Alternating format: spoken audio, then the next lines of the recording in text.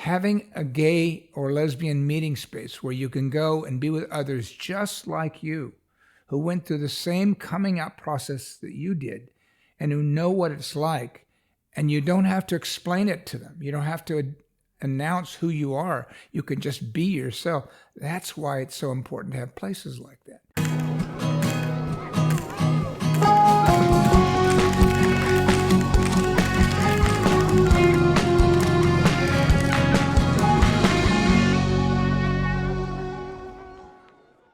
Hi, this is Mike Balaban.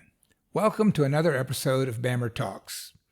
Today I'd like to speak with you about the whole role that bars and gay meeting spaces have played in our community's lives and how important they are going forward. When I first came out 46 or 7 years ago, the main place that gays and lesbians met at the time were in bars and coffee shops, in neighborhoods around the country, or sometimes in smaller cities there would just be one gay bar. They were hidden out of the way so that people wouldn't find out we were gay, but that was the only way we knew to identify each other. Generally, in a world where you didn't want to be known as gay, you had to keep it under wraps, except when you were around other gays or lesbians. So aside from the parks and baths and places like that, bars were it. Over time, however, what's happened is that gradually we've moved to a world where everybody meets pretty much online through social media, through dating apps and hookup apps. And that's in the straight world as well as the LGBTQ world. Bars are not as important anymore. People tend to go to them not to meet new people or to hook up or date. They tend to go and meet friends there. And they don't do it as often. And the result, along with rising rents, rapid rising rents, is that more and more bars have shut down and closed. I think I read somewhere there's something like only 16 remaining lesbian bars in the entire United States. In New York City, there were hundreds of these places, and I think there are something like a third or less as many now as there were in the 70s and 80s. And they just can't afford to operate. People aren't coming, they aren't paying, buying drinks and paying for rent. But they also don't think of that as a place that they need to meet others. They go to the hookup apps. So what I want to do is make sure that younger brethren and sisters in the LGBTQ world understand why gay meeting spaces are still and will always be an important part of our lives, and why we should work to make sure they still exist. There are minority groups in our society. You could look at women or blacks or Jews that at times were subjugated, considered less than, excluded from the fabric of our society, but over time have won their rights and have been accepted and integrated into mainstream society. And yet, each of those groups still feels the need at times and in places to meet apart from the rest of society to keep their culture alive.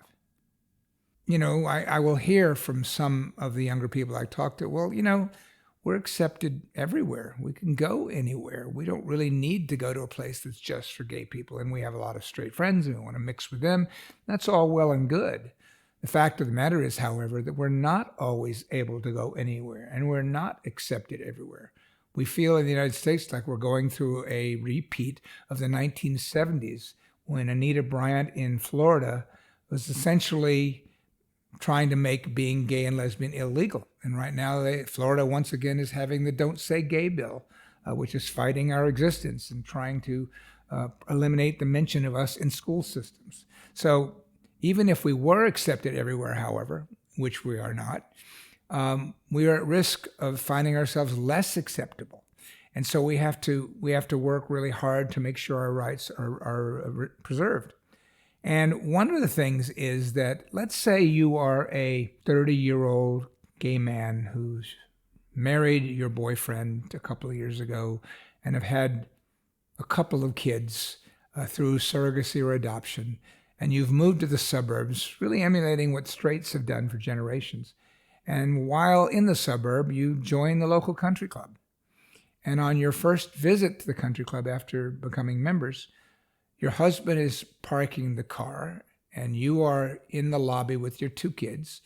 And another member comes up, or a group of members, say, "Oh, what adorable kids. Welcome to the club. Where's your wife?"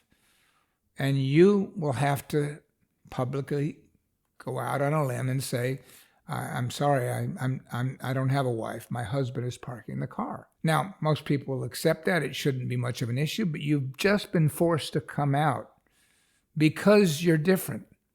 And you're always going to be different.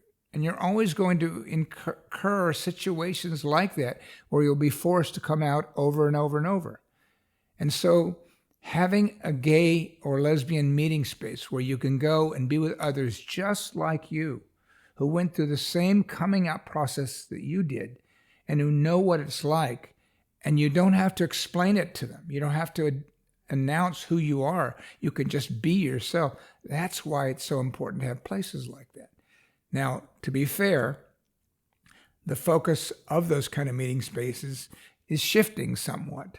There are gay athletic leagues in a lot of cities where you can play on a gay volleyball team or a gay swimming league or a gay tennis team. And so that provides the same kind of, if you will, refuge that a gay bar used to.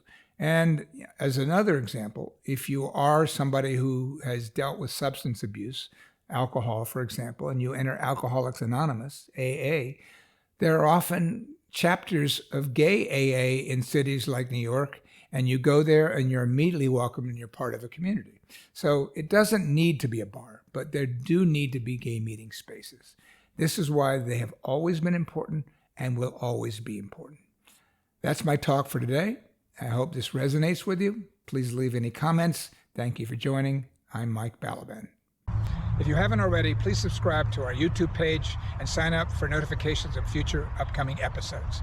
You can also be part of the BAMMER community by going to my Instagram page at BAMMER47, to follow me on our podcast episode series, BAMMER and Me, or going to our website, BAMMER.co, with stories submitted by LGBTQ people around the world. Thanks again. See you soon. Bye.